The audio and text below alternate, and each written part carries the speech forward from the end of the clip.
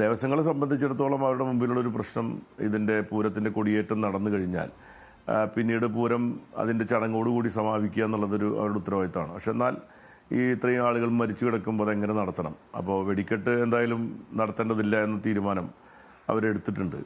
വെടിക്കെട്ട് നടത്താനും പ്രയാസമായിരിക്കും. സാമ്പിൾ വെടിക്കെട്ട് ഇപ്പോൾ ഇന്ന് പിന്നെ നാളെയൊക്കെ ആയിട്ട് പിന്നെ ചമയ പ്രദർശനങ്ങളൊക്കെ തന്നെ വലിയ ആഘോഷം നടക്കുന്നതാണ്. അപ്പോൾ അതൊക്കെ വളരെ ലളിതമായ രീതിയിൽ നടത്താനും ഒക്കെ ആയിരിക്കും അവർ ആലോചിക്കുകയെന്നാണ് ഞാൻ വിചാരിക്കുന്നത്. അപ്പോൾ എങ്ങനെയൊക്കെ സർക്കാരുമായി ആലോചന നടത്തി ദേവസ്വങ്ങൾ അതെല്ലാം ഉചിതമായ ഒരു തീരുമാനം എടുക്കുമെന്നുള്ള പ്രതീക്ഷയാണ് എനിക്കുള്ളത്.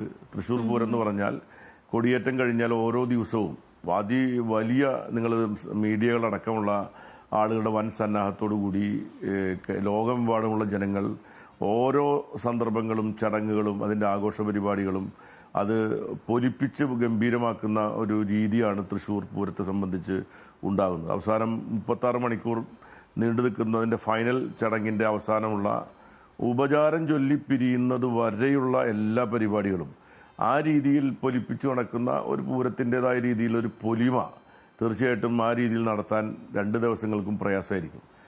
കാരണം പ്രത്യേകിച്ച് തിരുവമ്പാടി ദേവസ്വത്തിലെ ബന്ധപ്പെട്ട പല ആളുകളും മരണപ്പെട്ടു പോയിട്ടുണ്ട്. അപ്പോൾ അവർക്കൊക്കെ അതിൻ്റേതായിട്ടുള്ള വലിയ ദുഃഖം എല്ലാ ആളുകൾക്കും ഉണ്ട് എന്നുള്ളത് നമ്മളെല്ലാവരും മനസ്സിലാക്കണം.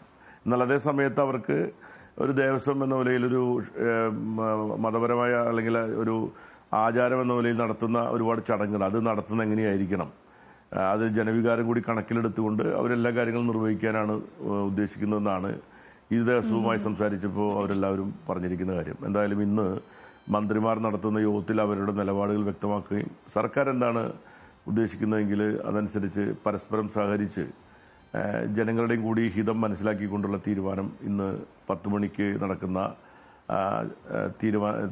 മീറ്റിങ്ങിൽ തീരുമാനം ഉണ്ടാവുമെന്നാണ് ഞാൻ പ്രതീക്ഷിക്കുന്നത്.